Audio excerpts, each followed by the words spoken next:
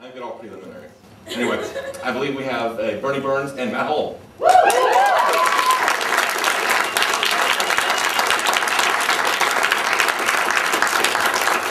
I'm not entirely sure. Thank you. No problem. Let me see. I don't think our thing is hooked up right now, so I just should probably. All right. Gotta hook up our thing. That's fine. Is this where you say something about dongles and flipping dongles? Yes. Switches? Flip our switch. 8 seconds. Hey, thanks to Dom, wherever you are, and David and everybody else for putting this on. It's been really great, and thanks for having us out. Yeah. We're really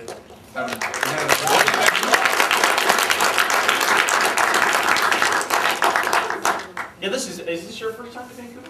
Not since I was a little kid, yeah. So So it basically, was basically my first time. time. First time as an adult. it's a very good call me looking that. city, we've noticed. Just the people in general are good looking. Not that they're thanks. Not that they're not in Austin, but I mean you see the guys that we see every day. So when you get a break from Jeff and Gus, anything's a welcome break. Let me see here. I have can y'all hear me okay? Should I grab this mic? Should I grab this mic? There we go. So let's test our audio here. We have a great way to test our audio. You guys were doing a sing-along to Shiny Things, which actually started, when we first started talking to Nico about that song, it started as themes for all the characters. We thought, well, we've got a theme for Tex, and we've got a theme for Church. So what if we went through and started making themes for people? Like there was even a banjo one that was kind of unofficially Sarge's theme. We used that in season 2, right? Yeah. I think Nico just wanted an excuse to buy a banjo. Yeah. And so we did that, and so then Caboose's was, Caboose had like 50,000 different ideas for his theme. There was one that was like that carnival music, that was like the doo-doo-doo-doo, like that. That was a train wreck. I think that was the name of the track. Circus train wreck. Yeah, Circus train wreck. It sounded like so horrible. Yeah. But we'll test our audio here on. It's a very confused song. Well, it's appropriate. It's confused if it's really It big. was bad confused. It should be. But so this is one I don't think we've ever, and I was surprised when I saw that Shiny Things ended up on Ghosts That Linger. And then this is the unofficial theme for Tucker that we had. We knew he was going to come back in a desert. We were imagining like wavy heat lines and all that, and Tucker would have this cool appearance. It turned out his thing turned out to be much more action oriented, but this was the original idea for Tucker's theme.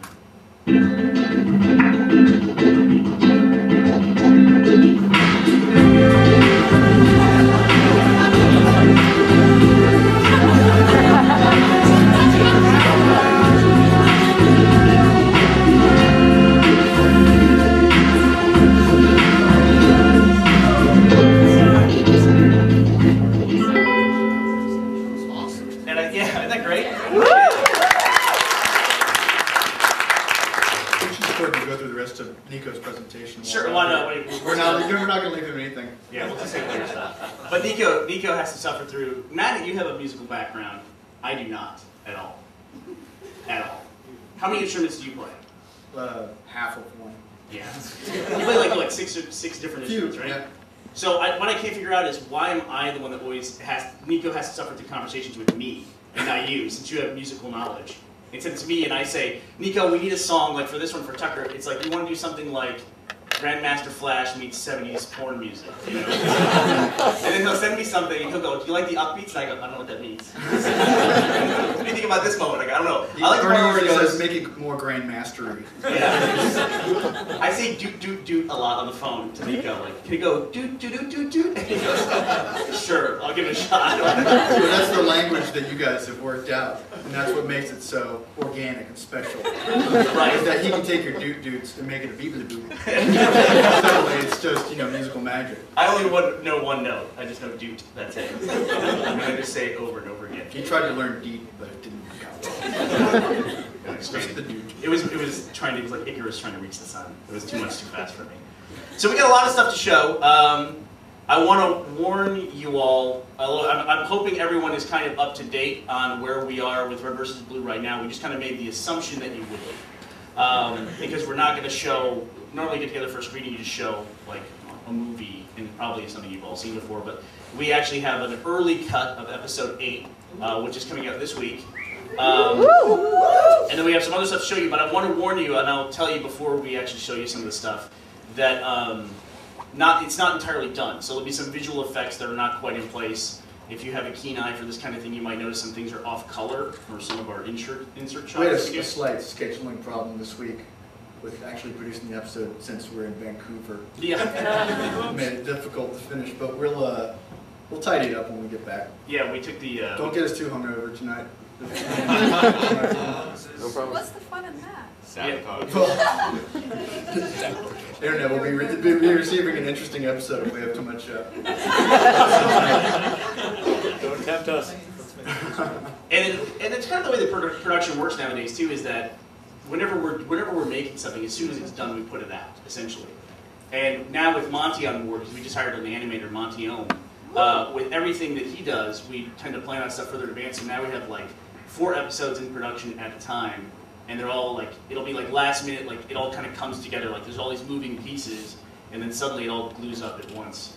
I feel like I'm administering a test to you. Right now. Like I'm the proctor or something. Let me help you out here.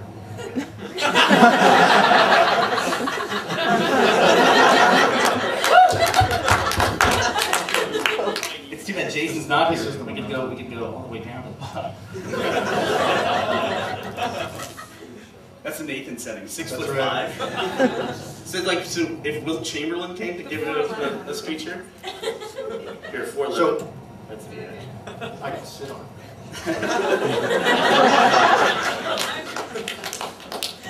I learned that from the mermaid. Okay. So, we're showing primarily Red vs. Blue stuff. We're not going to show any short stuff either, right? Because whatever. everything you have is out and done. That's true. And Has everybody seen up through Red vs. Blue, up through episode 7? Yeah. Okay. Do you see 7.5? That's a super secret one. Okay, so what we're going to show now is episode 8.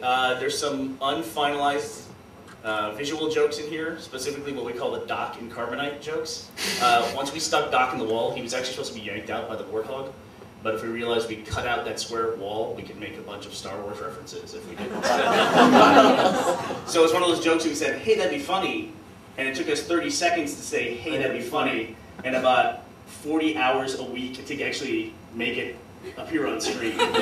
So some asshole is like Friday night, he's like, who the fuck came up with this idea? It's usually Monty, cursing us or something like that.